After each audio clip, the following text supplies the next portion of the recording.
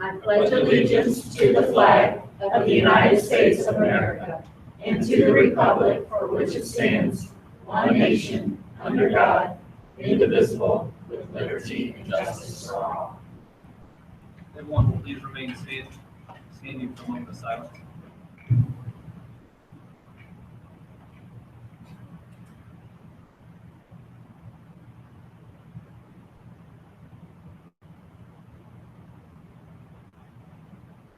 Thank you.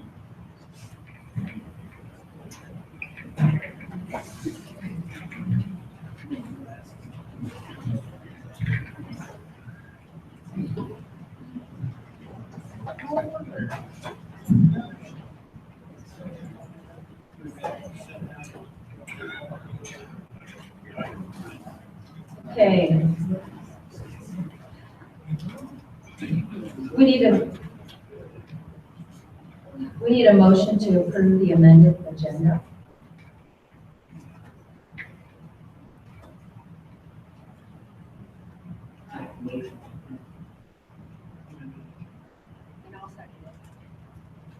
All those in favor? Aye.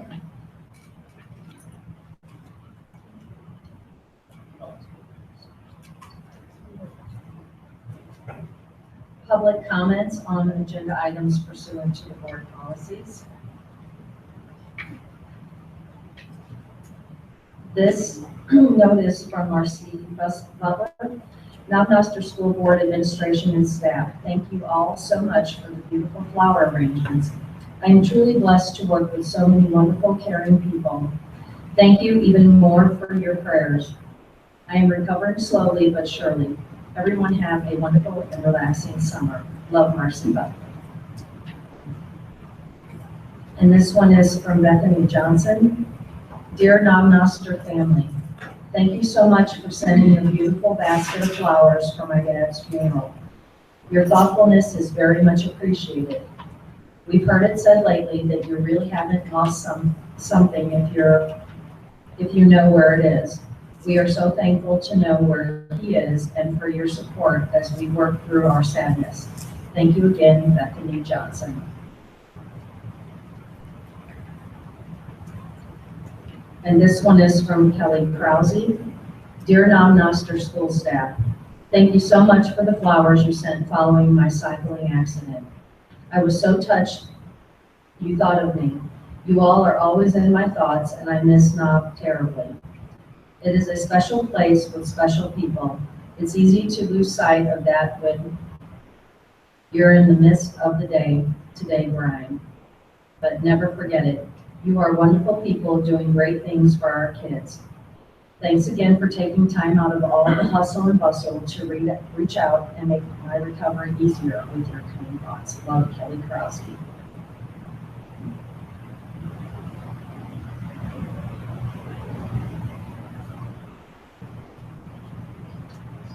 That was correspondence to the board. Recognition.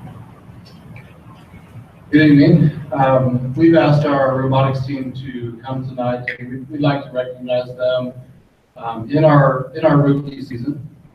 These guys have just done amazing things. Going up to Minnesota and winning Rookie of the Year up there, qualifying for Worlds, and if we'd have been in the state of Minnesota, I think they would have been playing that last day and probably bring home a national or world championship. But they take care of their own up there, I guess. So, and then finalizing 14th, I believe.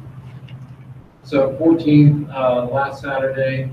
They've done just an amazing job, and we're just truly proud of them and what they've done. And Chris and bringing this to our school district and giving our students this amazing opportunity. We're extremely proud of them and would like to honor them tonight. So, guys, as I call your name, I have to stand behind this microphone, so we're set, I guess.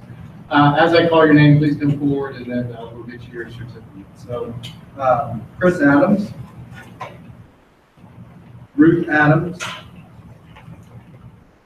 Doug Christensen, Leanne Gooding, Thomas Hampton. Charles Sappington, I don't see him here tonight, that's a big part of it. John Muscovy, and Carrie Smith.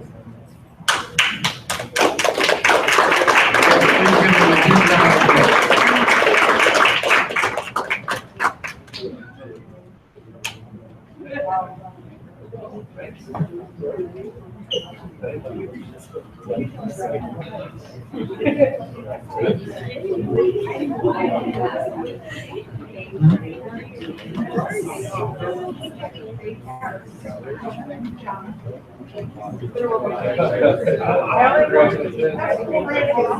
guys want to sit down for a photo? This person, you guys want to stand for a photo? Thank you.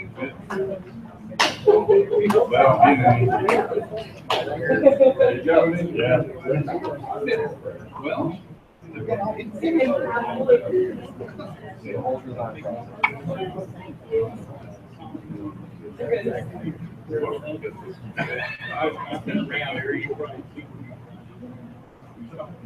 should have paid Thomas to Thomas, that's where I'm only been here since 2000. That's the computer tab.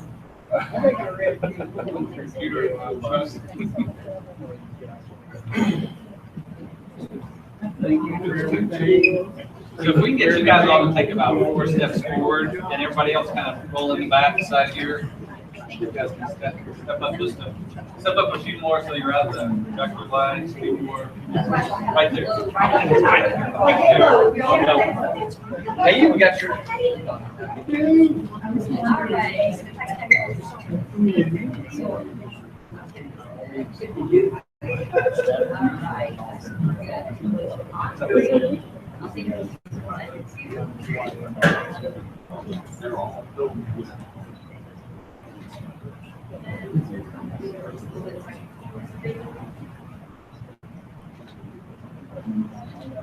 Very good. 6-4.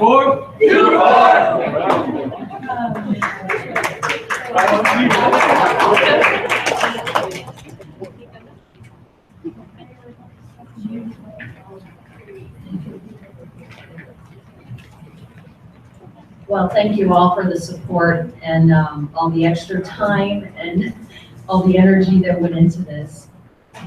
Yes?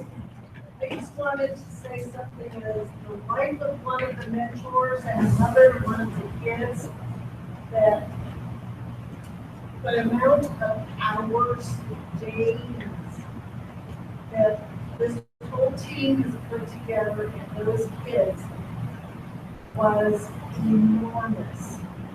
It was nothing for them to have 12-hour days on Saturdays during the build time and 6+ during a couple of days that they were in the week during the build time. And then afterwards, when they were practicing. So I kind of want to underscore the fact that I'm so thankful we got this recognition. But just to make everybody aware of, to me, the over and above that this team put together for these kids this year is just nothing short of fantastic. Absolutely. Thank you. Thank you all so much, you're rock stars. And for all the time commitment, and this being their first year and taken so far, that is a true testament to, you know, how much belief and time that you want to spend in our kids. And I know as a school board, we appreciate that. Thank you so much. I'd like to say something really short, just make mention, I spoke with the coaches and, hello?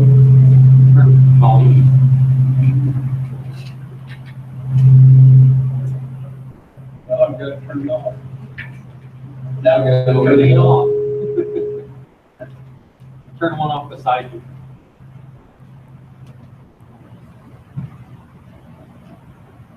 You fixed it.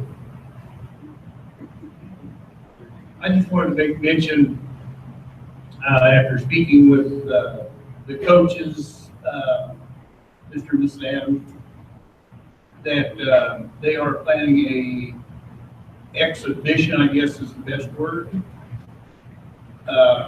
during the carnival, the Noster Town Fair, June 10th through 12th, I believe, but don't hold me to that date. But anyway, I believe it'll be a remarkable event, and there will be a lot of eye-opening details that will be presented from this group. They're a very outstanding group, as they've proven. So everyone get out there and get to the fair and back up their school district robot builders, robotics world competition. That's all. Thank you, Tom. Wyman report? Mine's gonna work just fine. Well, good evening. Good evening. Nice to be here again. Of course, I'm filling in for Colonel Duty, but I enjoy it. Last night, Ms. Munley and I got to go to the Warrensburg School Board. Well, and included himself on here. Got still an extremely busy time out of appointment, and we're involved in exercise right now. It'll last through the end of this week. Air show on the 10th of June. So that's a big event for us in the local community. Of course, we got a change of plan coming up. I see Mr. Griffith sitting in the audience there. So we're going to see off General and Mrs. Tibbetts on their way to Barksdale. It'll be in the second week of June. And of course, then we'll welcome our new wing commander from the There's one other thing I'd like to report to the board, because the board has actually been involved. Dr. Wheeler was there yesterday. We had our second community partnership meeting, which is an Air Force program put on by air staff to try to foster community involvement and partnerships. We've had a very good turnout. We had Noster, Warrensburg, Sedalia, Madison County, Johnson County, State Park, School District, Warrensburg School District, UCM, Chambers of Commerce from Warrensburg, and also. The nice thing about this program is that what we're looking for is common problems, so that we can maybe pool resources and solve those common problems. And it doesn't necessarily have to be financial resources. It could be human resources. It could be working together through an MOA to do a number of things. But right now we're tackling 4 areas with working groups that are brainstorming, and in July we'll come back to the leadership committee and present ideas on where we can work together. Those 4 areas are infrastructure, where Noster and the installation may have some great opportunity there, so we're looking into that. Education and training, but that's more than just what we can do with the schools and UCM, but also how we can involve the chambers of commerce, so that maybe we can educate through a partnership more small businesses, so that we can take advantage of and keeping those dollars in our local economies, instead of having subcontractors and service contractors coming out of Kansas City or out of state.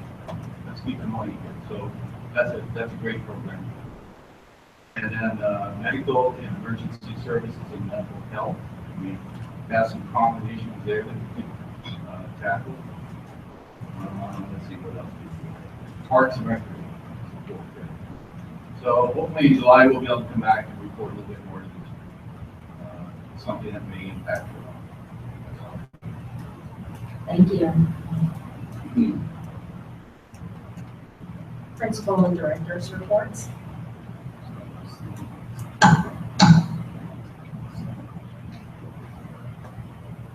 Submitted as read. MSBA report.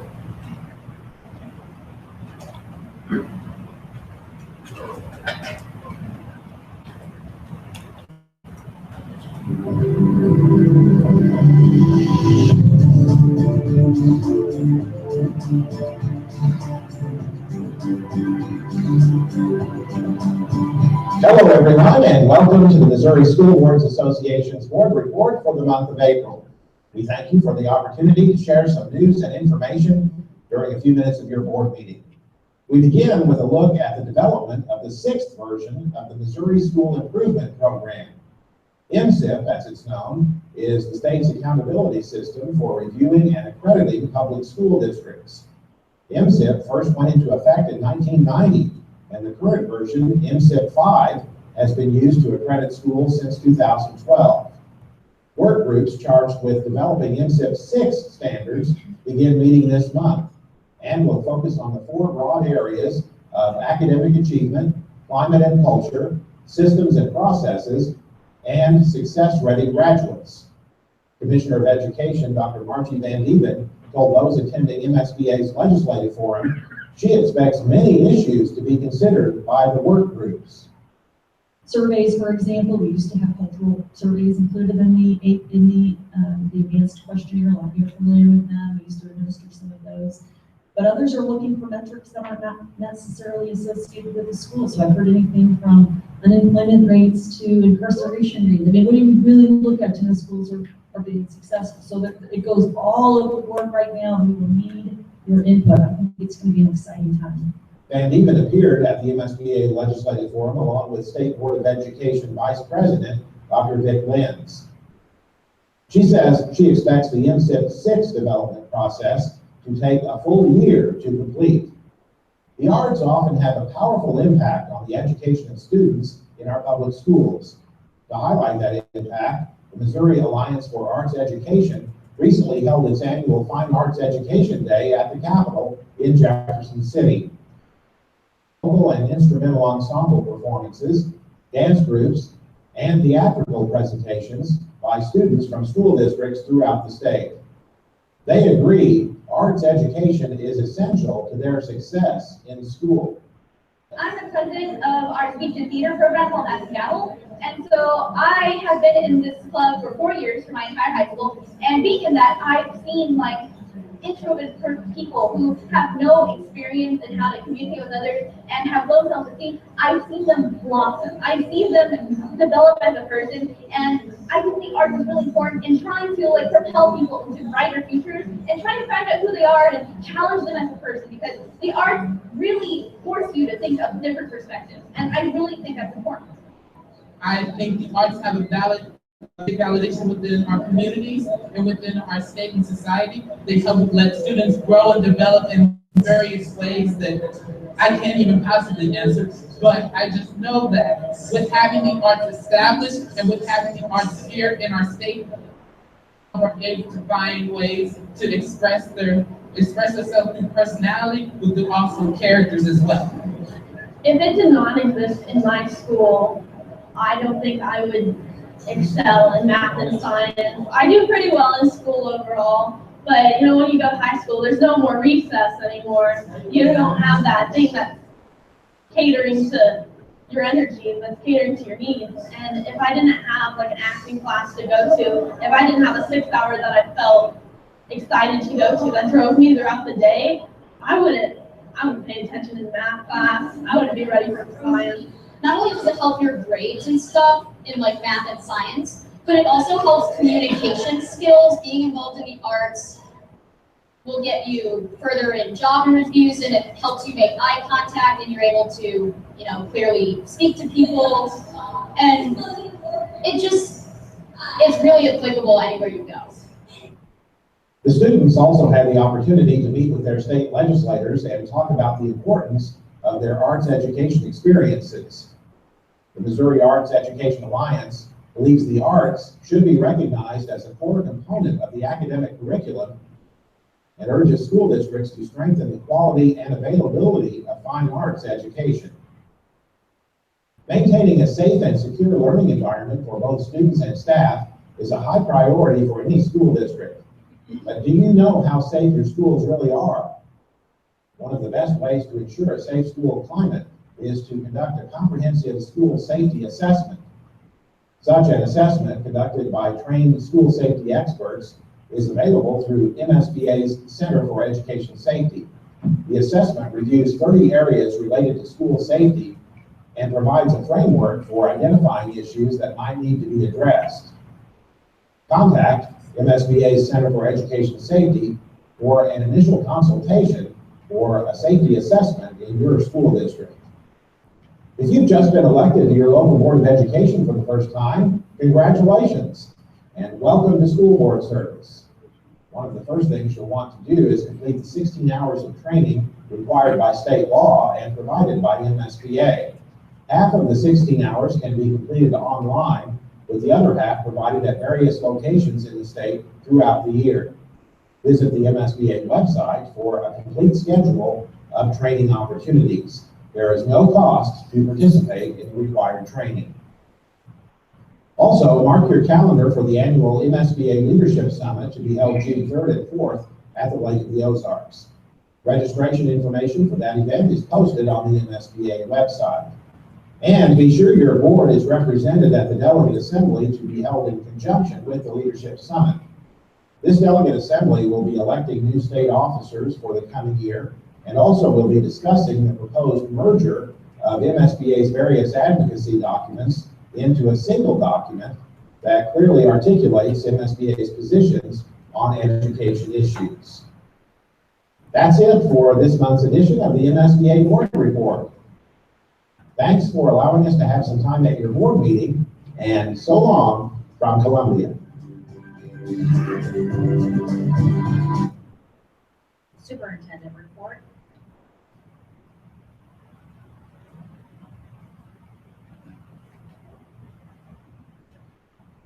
Good evening again, everyone, and thanks for those of you who are choosing to spend your evening with us.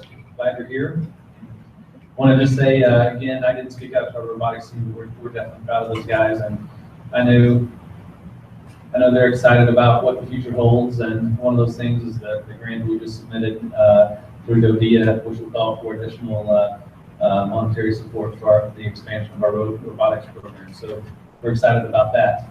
Along the same lines on grants, the district was notified last week that there's a new round of competitive funding. It's I think a one-time round of about $18 million that's being released for competitive grants specifically for facilities. We do not have the details on that, but just know that we will be looking into that and pursuing that. One of the things that continues, that I've heard many times since arriving here in Oscar is the need for a performing arts center. And just to kind of tie in with what was highlighted in the Arts Day at the Capitol and the MSBA report, when I was out in Washington on my last visit, I got to sit in front of a panel from a group of CEOs across the country, as well as representatives from the Gates Foundation. And the focus was on two pieces. One was STEM readiness, the pipeline of the young folks going into the STEM-related careers that have the skills and knowledge to excel there. But they also partnered that up with another piece that is very important, and that's the ability to do exactly what we saw in our young students, and that's engage, present in front of a group, talk to people, be prepared with those relationship and communication skills that allow them to bring that full package into that job. So, that's nothing new for us, but when you hear from very tied-in people at the top levels that have a lot of purse strings to support our students, and that's what they're saying they're most looking for, then we certainly want to do all we can at the local level to take advantage of opportunities and put those in front of our students. So just look for more information on that, but we're continuing to try to leverage funds to bring those in to add new programs for our students. A couple of things before I get to my report. I did add in a legislative kind of an update and overview after the session adjourned. Just want to speak to a couple of these things. I'm pleased to report that we have full funding of the foundation formula that was passed. I won't go into details on what that means, but it's a move in the right direction. We also had restoration of $29 million in transportation in the foundation formula. We're still going to hover around that 30% reimbursement rate. It's no longer the 100% that we used to see 10, 15 years ago, but at least it's steady and moving in the right direction. There's some other things listed in that report. Most notably, more so than the money, is the fact that Senate Bill 313, which was the voucher and student transfer bill, was killed. At this point, there's still a slight chance that they could reconvene and make some movement there, but in general, they did not get that done in the regular session. So we're very pleased on that, and we appreciate all the support from those in our community to help speak out against that bill. Next up, I also added in just for your review a timeline on the procurement for food service. All of our responses on our RFPs for contracted food service management companies, as well as contracted food service providers, our prime vendors for milk, dairy, as well as food. Those are all due in on the office on Monday. And then we will be reviewing those Monday and Tuesday, and then bringing those to the board on the 24th. Next week, we have the budget work session planned, so I tied that in to that meeting as well. So just wanted to give an update on that. We did have two food service management companies that came to the walkthrough. That was OPA as well as Southwest Foods. So I was expecting to see more, but those have been the two that have been engaged. So we will have, we expect 2 proposals to put in front of you, and they probably will look quite a bit different. And then also we expect to have multiple responses on our prime vendor as well. So tonight, let's see, we have 7 days of school left in the regular term. We're clicking away. I know we have finals that are going on and getting ready to occur next week in the high school. So we're excited about that. Today we had a very exciting, fun day with the seniors coming and doing their parade through town, through the buildings, and it's really neat to see our young kids seeing these kind of these idols of sorts walking through, and you know, not just seeing them on the basketball court or football field or you know, baseball field. And I'll take a segue to say, if you haven't heard yet, we did win the district championship, which I believe is the first in school history. I got the privilege of seeing those guys play in the Monday night in the second round, and no errors, got hits, played aggressive defense, clean. They looked like a baseball team. So they proved that again tonight, and I don't know what's up next, but we hope they keep on rolling. So back to my talk. Those students, young students, seeing these kids walk through with their cap and gown and that big sparkle in the eye that you only see in a graduating senior, it was pretty exciting today. So thank you to Mrs. Morris and the team for taking time to do that. But it is a fun time of the year. We are wrapping up the school year with a lot of fun, but learning still will go on through next Friday. Then we'll break for the holiday weekend, and then we kick right back off on Tuesday with 19 days of summer school. Attendance numbers, I don't have those current, but I know they are continuing to creep up, which is a good thing for summer school attendance. And we look forward to 19 more days of fun and learning during summer school. Speaking of graduation for the board, we did have that in the consent agenda, details on that for the last several meetings. It's in there again tonight. We are going to meet at 1 o'clock. Graduation's at, I did read this, but I want to make sure that I speak correctly. About 1:15, graduation's at 2. Around 1 o'clock, we were planning on doing photos of the new board for the website. We have good photos of I think everyone, but we'll get one of you to match and then a group photo. So if you can be there around 1. The one thing I remember from last year is some of us need sunscreen more than others, so I won't forget that this year. And we do look forward to seeing our seniors go across the stage and receive their diploma and do the hat toss. Next week, our end of the year celebration and recognition of retirees is scheduled for Wednesday at 2 o'clock. With the way our year ended on Friday with that teacher work day and last student day on the Friday, we weren't going to have time to do that afterwards. So we we did go ahead and do that, schedule that for Wednesday at 2 o'clock. So that'll be in middle school again. Retirees, we'll also recognize the Teachers and Employees of the Year. So if you can't make that, you're more than welcome. And this brand has put that together with some cookies and lunch, and should be fun. Somewhat old news, but just wanted to mention all the student laptops were received. They were processed and distributed to our students in advance of testing, with the exception of a few minor normal things that we expect. Everything went really well. Students seemed very comfortable testing in their own classrooms, and I know that I heard from one counselor in particular that was raving about how well that went. So we appreciate Mr. Davis and his team for making that happen despite some of the challenges that were out of our control. Next up, just to talk again on the grant, we did submit for a $1.25 million AVIA grant.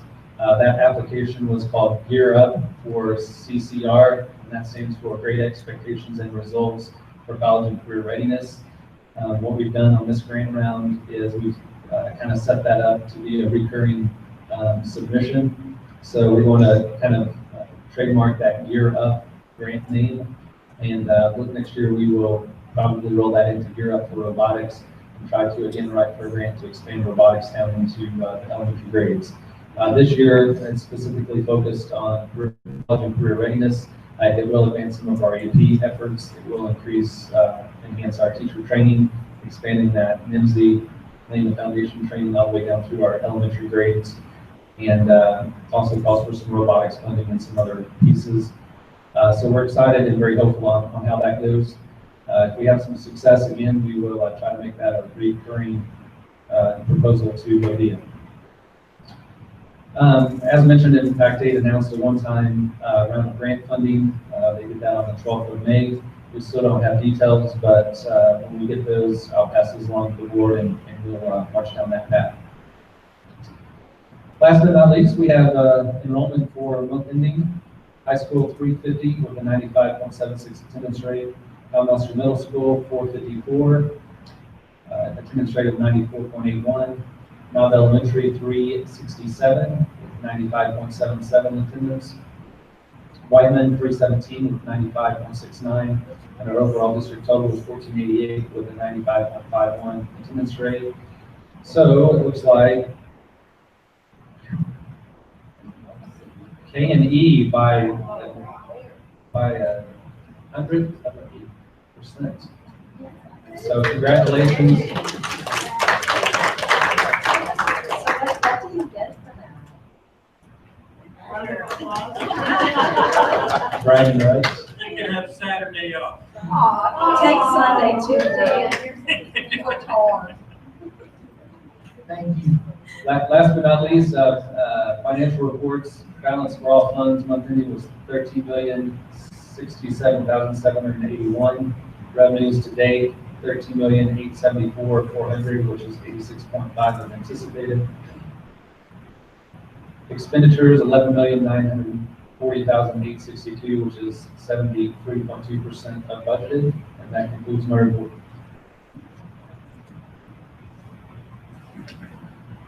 Thank you. Approval of the consent agenda.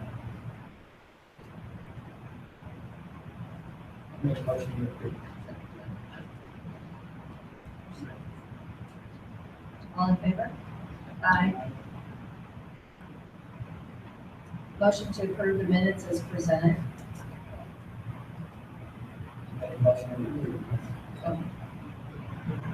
Second. Hang on just a second.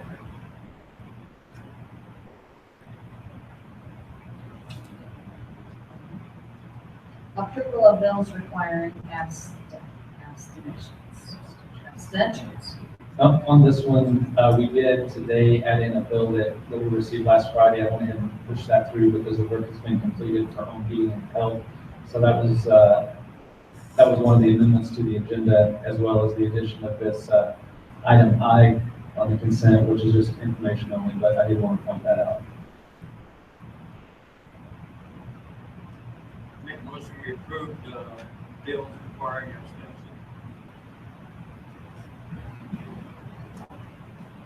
Second. All in favor? Aye. Approval of bills?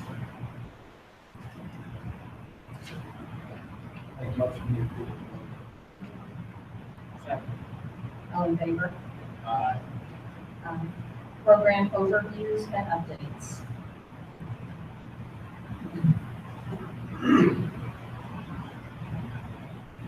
Okay, so at the last meeting, it was requested that we kind of put together a list of programs added and dropped over the last several years, just to kind of give the board an idea of things that may have happened before any of us were really here in these positions.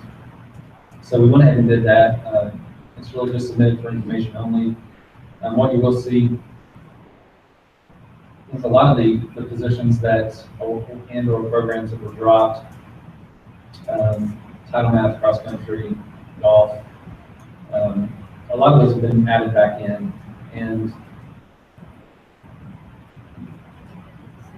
this is probably not an all-inclusive list, but this is again what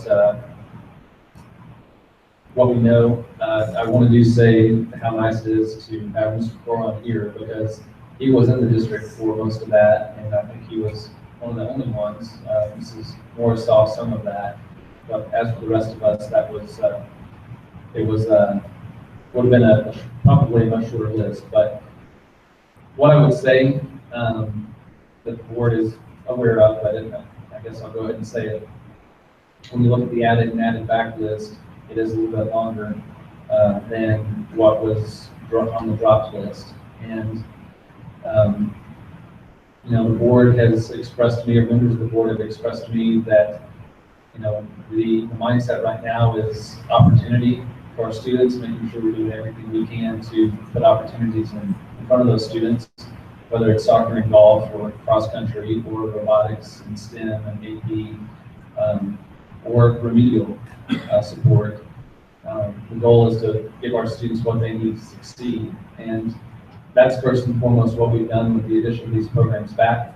The second piece is we view ourselves in a friendly competition with our neighbors, and we want students and parents and those PCSs into Whiteman Air Force Base to recognize our academic program first and foremost as being an exemplary program. And I don't know that I think we're performing extremely well. I don't know that I would say that we perfected the program at this point, but we're definitely trending in the right way, and we have the desire to be the very best. On a lot of measures we are, but I know that our mindset is we can be better, and we can continue to improve. So that's kind of what this list represents, and it also certainly represents financial consideration from the board to put today's tax dollars in front of today's students for today's programs.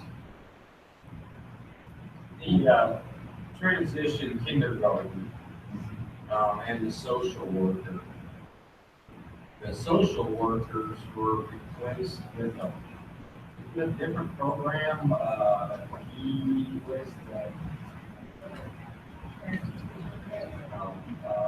Aren't there a couple social workers that are funded by the military that are? So those are military family life counselors in Flex. Okay, yeah. But their function is quite a bit different than social workers. And what about the transition kindergarten? What are we doing with that? So the transition kindergarten was, and Mr. Corin can speak to that probably best because it was in his building. That program was here when I was assistant, and they it was Julie Jones actually, who was a writing teacher for us at this time. It was actually more of a transition first grade for students that weren't quite ready to make that jump to first grade. So they would take that transition first grade class, and then transition to first grade that following year. So kind of like a response intervention back then. We weren't following that at that time. But those students in the transition on the first grade class, honestly, it just got absorbed up into further into a new position. So what are we doing with those children that are struggling now at this point? Can't handle going to first grade. Don't have, I guess, be maturity or whatever. So what are we doing with that now then? Well, now we have response intervention, we have RTI time. So there's building-wide RTI time where those students would be moving pulled out of classrooms for tier 2 and tier 3 intervention activities to help them progress along so that they are ready. We did not have that. Who's doing that?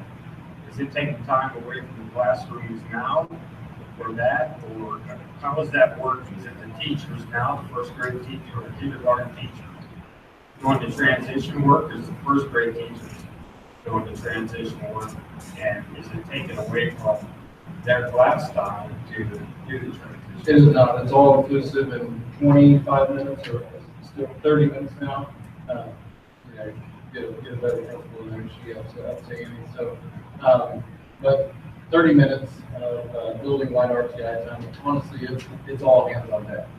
So everything from specialist teachers, anybody can be in that at a time. And those students will be pulled out for title services during that time, just different aspects, depending upon their needs. So it's a functioning program that was absorbed in, essentially. Yes. It sounds better than it was, it is now. Response intervention is a lot better because we're taking a lot closer look at the student's data now, and really individualizing that down to the specific student, not waiting for that student to get into a situation where they do have to transition. Now, does that work on the same principle of the children that should be going to kindergarten but aren't quite ready? Is anything being done in that aspect? We have parents as teachers, which Marcy Butler runs that. And then we also have our Title I preschool that is run out of White. And students qualify for that if they have those. And then we rely heavily upon great preschool programs for the as well. And that's go ahead. We recommended summer school for kiddos that came in that weren't quite ready as well, and we have 51 attending for summer school, so. And that comes directly from our kindergarten screens that are done both at K and As far as the social worker, is there any other program that we have for that, for the disadvantaged children, or? What, we have a meeting set up, I want to say first week of June, with a program called Bright Futures, which is a program that we want to vet out with our admin team, but essentially it's designed to identify and leverage and align wraparound services to support our students. As that progresses, I could see us aligning that with a support person, possibly a social working type position, so that we can respond to those needs of those students. We're not quite there yet, but I do see that as a next step, and we are kind of marching down that path. And I know Mrs. Davis has been in communication with the director there as well. So we're looking forward to speaking with them. Yeah, I really think that's probably essential. It is. It's very important. Thank you. Proposed summer projects. This is a revision.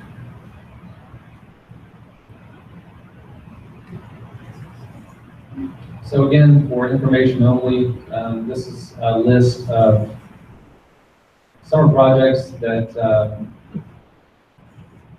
really a wish list of what we want to pursue this summer and try to get accomplished.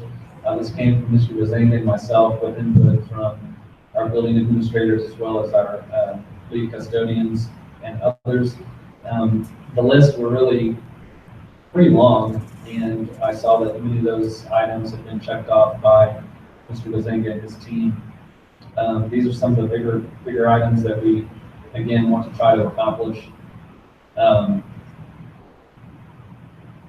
It's certainly not an all-inclusive list, but again, it represents what we want to feasibly try to get accomplished this summer. We did put estimated costs on this list, just so the board can be aware. A couple of the unknowns. I know one of the additions, following some additional feedback, was this Whiteman sidewalk. I know that was discussed last year. It's back on the list, and I'll be working with Mr. Bazinga to try to find a practical way to get that accomplished that's within code for ADA, and try to get that done. Depending on the cost of that, that may have to come back in front of the board for approval, depending again on how we do that. Same goes for at the high school, the parking lot repair. We had kind of an initial estimate of 40,000, but there may be some additional full depth replacements on that asphalt because of the water and what's going on there. So we will try to get, again, a recommendation in front of the board so we can get those accomplished. The rest is pretty straightforward. This HVAC at the locker room is probably a little low, but we're basically trying to do some makeup here with Karen and get some better functionality out of that system, which is something that's been expressed for a while as well. There really isn't any action unless there's any opposition to this. This is kind of the plan that Mr. Bazinga has for his team this summer. Is that Whiteman Elementary sidewalk, or is that Knob Elementary? No. You got W. Oh, just seeing if you guys were. Sorry about that. As far as that sidewalk replacement out of here,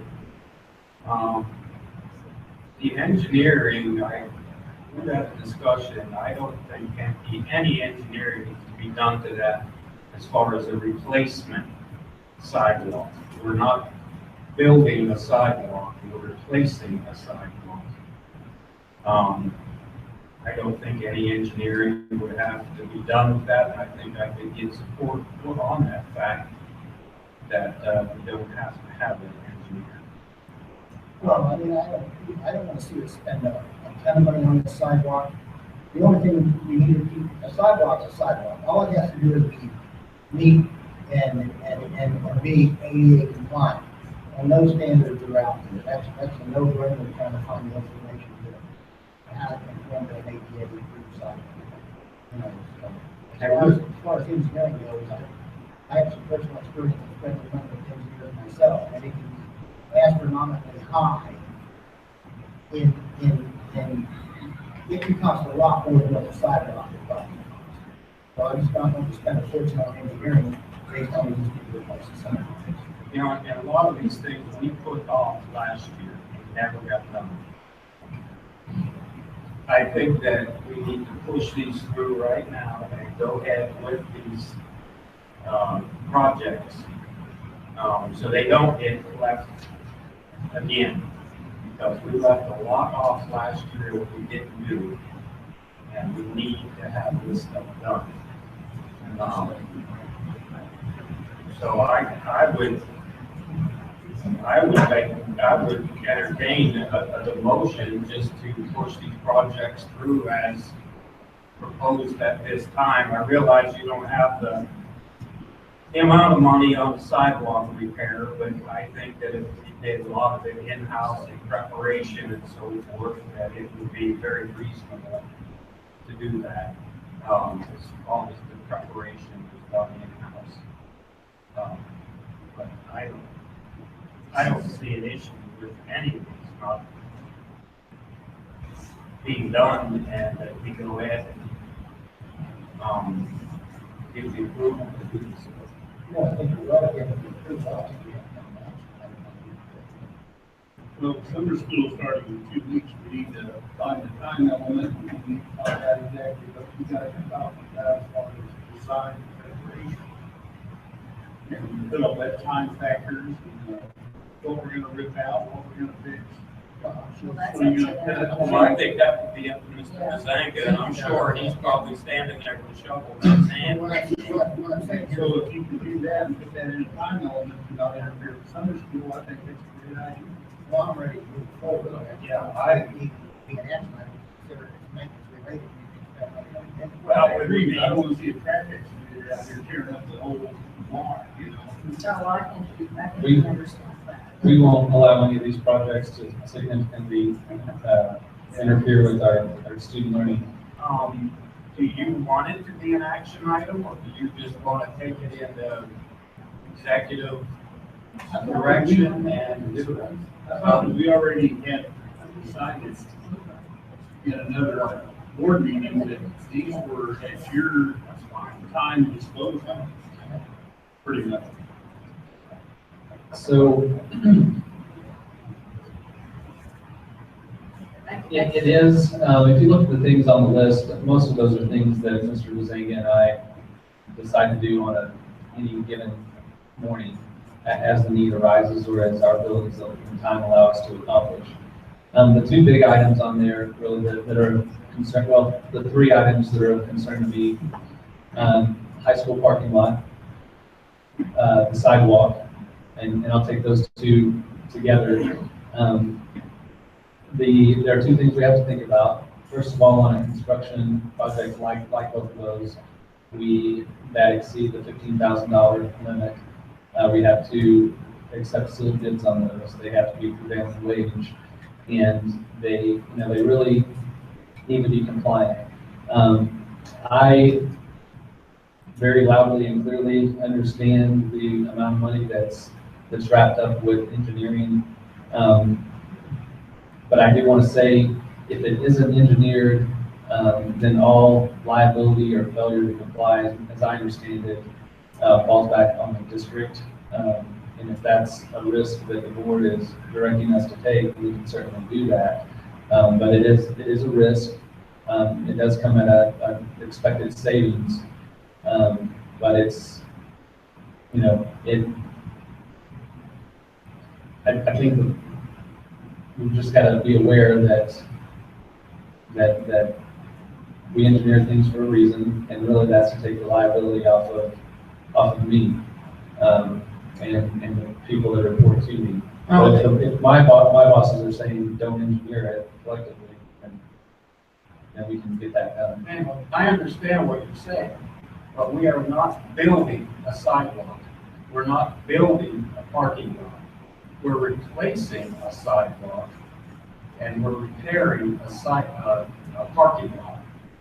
There is no need in my vision for an engineering analysis and core samples and site surveys, and I just don't see that as being a viable thing for replacement and repair. Now, if you were building a parking lot, yeah, by all means, because you don't want it to fail. Or if you were building a sidewalk, there could be a tunnel under, or trench underneath that, who knows, something underneath that. That sidewalk's been there for 60 years.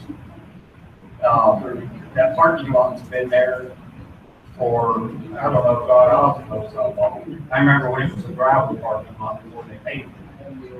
But we're not replacing anything, we're repairing. So in the bid, the scope of work would be replace sidewalks to include wheelchair or ADA ramps. Have to make everything ADA compliant, which would be in the bid package. Well, my concern is, I had some sewer installed on this property of mine, it was $14,000 for just this engineering survey. And I just don't know what to state that. But that was a different deal. You were taking a whole field and turning it into sewer system. The issue I have. That should be it. I guess the issue I have is the engineering firms, the minute you ask something to be looked at or designed, and we probably need to check into the cost, but I don't know what it's gonna be, but anyway. You look like you have something to say.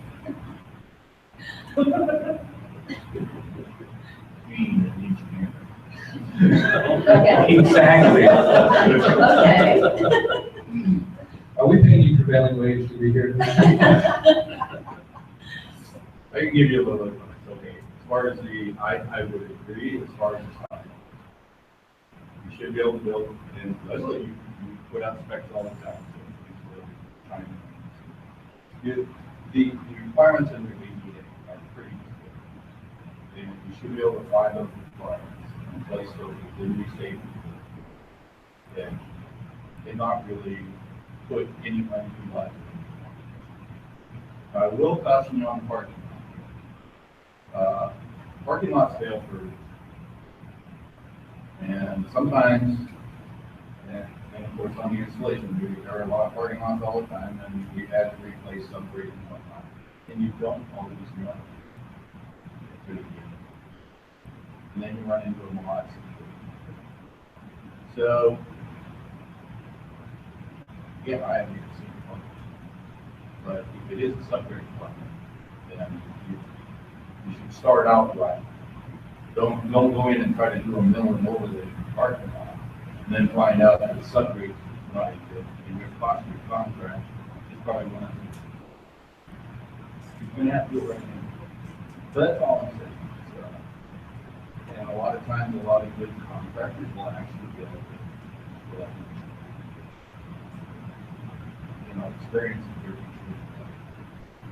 But we do have expansive footies here in Missouri. They're probably the hardest in the world. We all know that. It's well a lot. Thank you.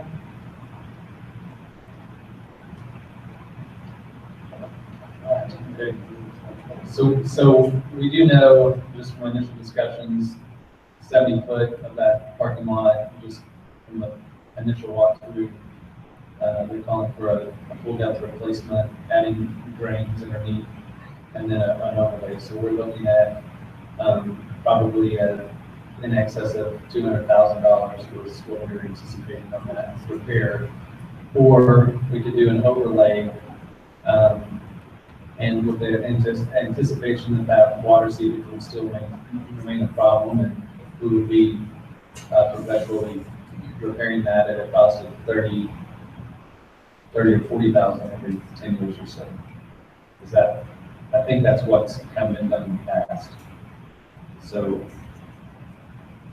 I can bring both of those forward, but that's the initial intel that I have. I don't know on the sidewalk out here. My understanding was if we take the sidewalk up and put a new one down, then it has to be strictly within that ADA code. And that's my understanding of what we're doing out here. So we don't have to engineer it, but in order to competitively bid it properly, we have to have a spec written, which I'd be confident on. We need an ADA compliant sidewalk from here to here to go, but I don't think it's that easy. So I'll get that together and try to get that back in front of the board for a vote. Is there any reason for the temperature to have a problem with that? Yes. Where we were at, did they give us anything, or did we do that?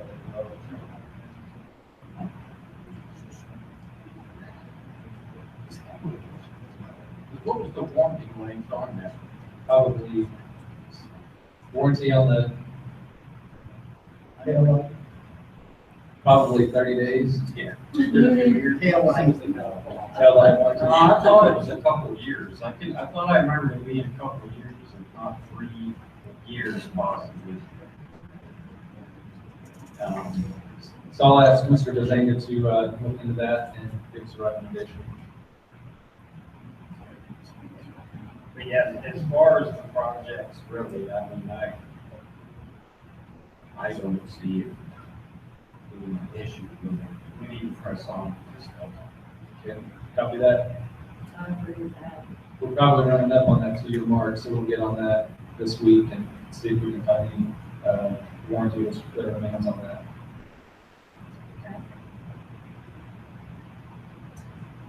Okay, 2017-18 budget amendment.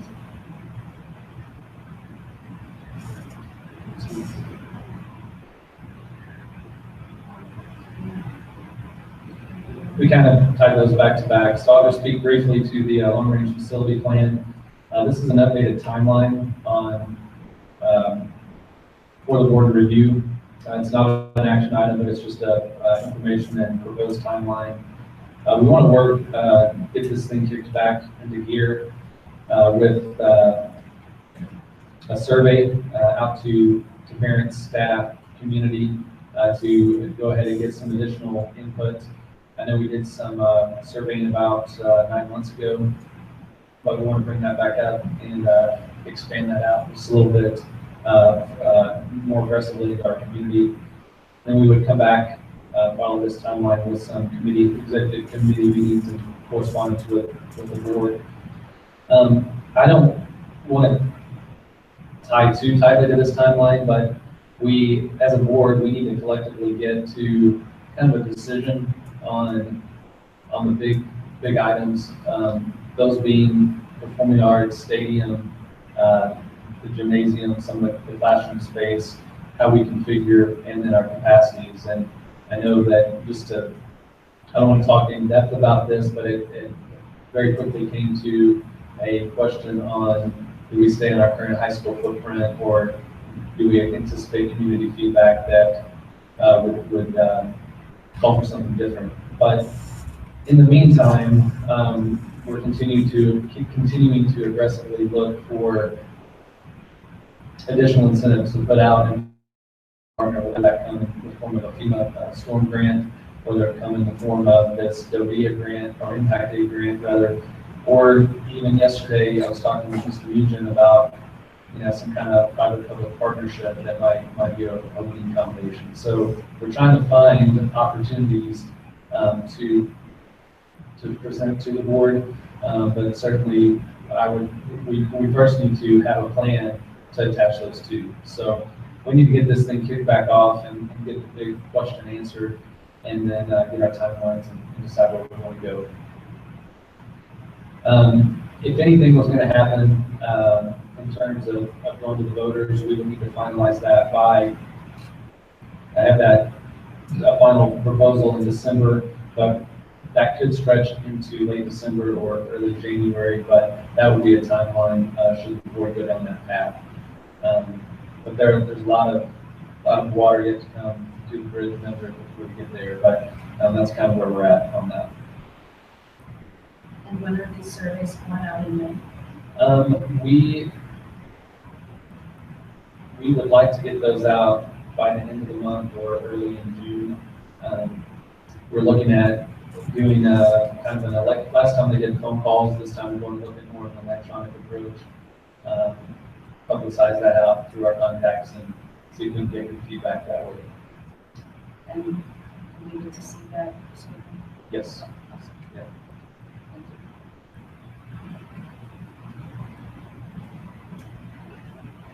Budget then. Okay, just as a carryover from last month, we are presenting information on a budget amendment. We'll do a final amendment next month to wrap up the school year as we kick off our next budget for FY18. So this is an action item for approval. Need a motion to amend the budget as presented. Okay. There's a lot of things out here that suck. Actually, when we talk about special programs, certain schools, high school, middle school, elementary schools, last year's working budget, the working budget we had was $0, 1117 high school average salary was spent. The working budget was $0, the total budget is $800,000. Along with the other budgets, for the other schools were $0 prior to you don't have to be put into place. Yes, sir. I think the reason why they're working the budget for at a $0 amount as opposed to what they don't have. Yes, there is. I believe at the last meeting I spoke to this, and I'm glad you brought that up so I can make sure that we're all on the same page. But we went through a comprehensive recoding of the entire sped department. Ms. Bolton and Dr. Robertson brought forward to us, not a complete revamp, but it was right next to it. Part of that is changes and carryover from past practices to align to the new coding. Part of that is again, how we're aligning some of these salaries. But you'll see through the budget where you'll have 0 here, and then you'll have a revision, in some cases, 90, 100,000, but then you'll see that corresponding deficit in other places within the sped department. Another way to look at that is we had, like, our administrators were all coded under one code. We wrote those out by buildings. So you're going to see that big code go, significant number down to next to nothing, and then you'll see those spread back out throughout the buildings. And then we also coded some of that to transportation and attendance. So luckily, Mrs. Huntsman has a good head on her shoulders, and we pretty good number sense. I was trying to keep up with her on my mental math, and I couldn't keep up with the speed of her calculations, but together, I think we got through that pretty well. The long-standing issue is, it really speaks to Mr. Bolton's questions last month, was how does a board member make heads or tails of this? And I'm going to tell you it's not easy, because you don't have the trend data where you can say, okay, last year this code was this year it's this, and next year this is what's being proposed. So when you saw the budget last year and what you'll see in this year, is we break that down in more broad categories, so that you can try to see not just the bottom line, but see several bottom lines in several different categories, and then put that with the trend data so you can kind of see what's going on. But that's the best explanation I can share. And it's not only in the sped department. We've done some recoding, like I said, in the district departments as well, but you're going to see the most changes in special education. The junior ROTC teacher salary. Yes. Why is there such an increase there? Because I thought when we discussed this, that the offset was going to be because of its line number.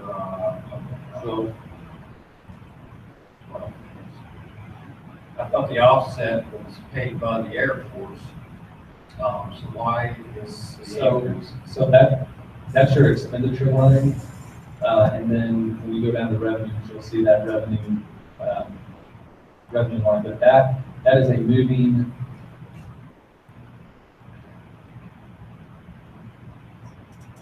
That's going to be a moving number based on the monthly information that we get back on their PSP. So on the amendment, is that for the entire program, or is that salary?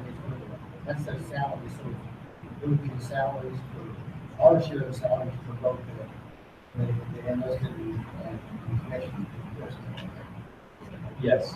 That would be a different share. Yes, But it shouldn't be 104,000. well, that was what was originally budgeted, and we moved that down closer to the actual at 85. So this over here on the right-hand column is the adopted, or the budget that was adopted and approved by the board. And then this working budget is what we're revising to.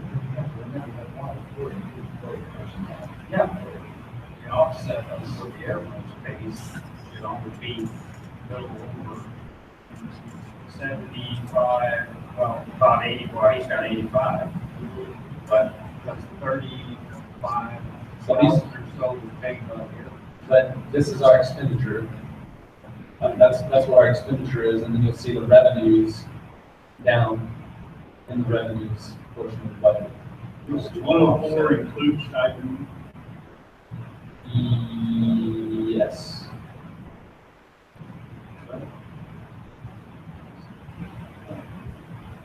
It's the 85,000, 86,000. Yeah, okay. That's what we had in here before, wasn't it? Couple of meetings. Yes. It was just like you.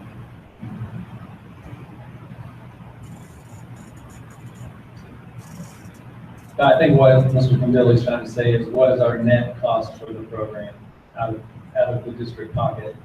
And that would be that expenditure minus the revenues from the Air Force.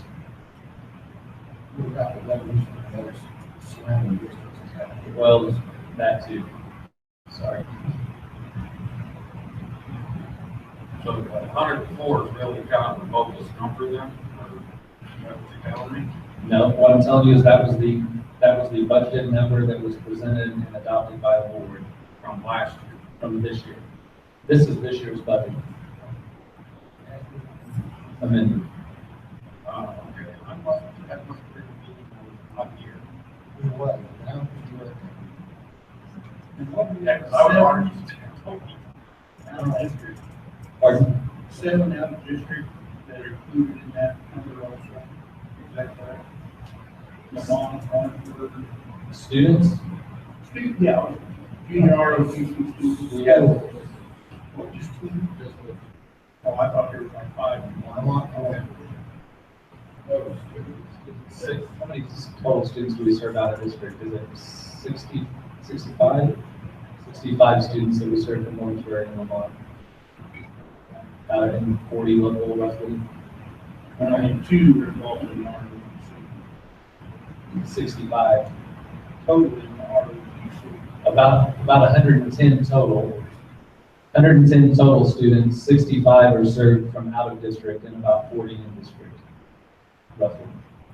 All right, well, I make the motion, we adopt the, managed budget as presented. 2016, 17. All right.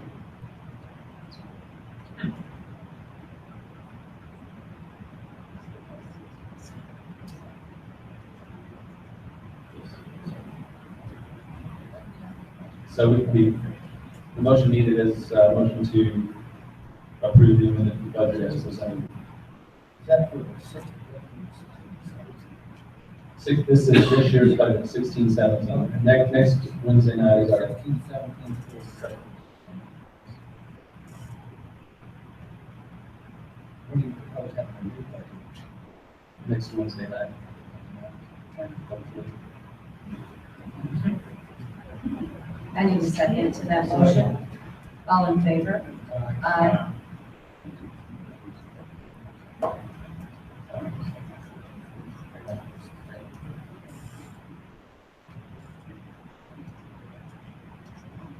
Um, 2017-18 certified salary schedule. Okay. So this was a carryover agenda item from last month. The reason it was carried over was there was a question about making sure that our stipends that were attached to that were all inclusive. What I've done is broken that up and put the stipends as its own item this month. And we believe we have an all-inclusive list on that. So this motion to approve the 17-18 certified salary schedule is reflective of what the board has already agreed to with ratification of the collective bargaining agreement. So it's somewhat of a formality. I make a motion to accept the supervised salary schedule for 2017, 18. That's it. All in favor? Aye. Next up, we have the classified pay schedule. Again, this was congruent with what was presented last month. It was tabled just to remain consistent with tabling of the classified or the certified salary. What is proposed for the classified staff is consistent with the base raise and the step raise that was given to the certified staff. It is exactly congruent with what we did last year. It, I'll see it on here, cross country. It's not on here. It's on the stipend schedule that's down below. We'll tack that back on, but we're on classified for now, which would be. That would be. Oh, sorry. Across countries, like this. I'm sorry, I jumped ahead. stipends, you're right. I apologize. So this is the list. It looks a little different than what we see on the salary schedule. That intent is to go ahead and attach this to it. We have listed in alphabetical order for ease of navigation, all of our extracurricular stipends, activities, anything that we can think of that we pay out has been included on this list. Extended contract days, gate workers, clock workers, homebound,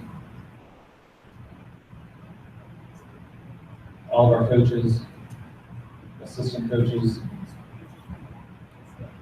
Okay, the ones at the end is across the country, they will be added in once we agree on it. Correct.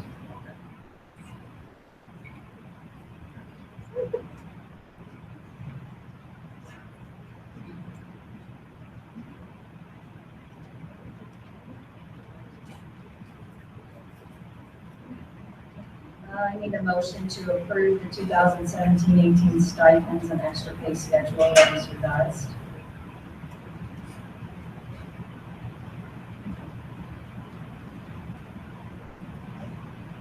I make a motion to approve the stipend.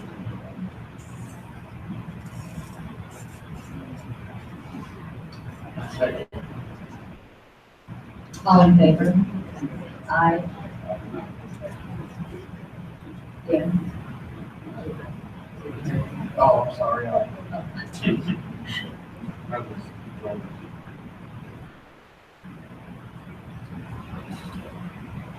Now we can move on to the 17-18 classified pay schedule. Yes, sir. I think I've already covered this one. I need a motion to approve the 2017-18 classified salary schedule as presented.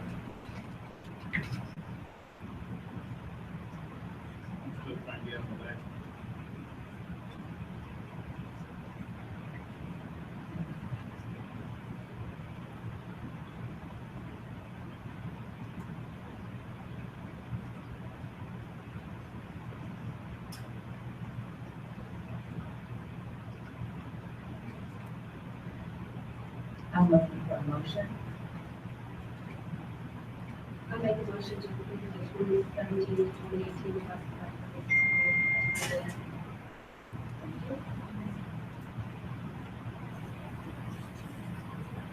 Second. All in favor? Aye.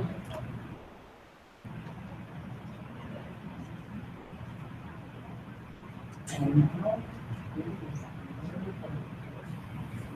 For a motion to adjourn into executive session pursuant to RSA 16.024, 313, 2, 1, by roll call vote. Tom? Aye. Aye. Aye. And we will meet in the other room at 20 till 8. Thank you for coming. Thank you.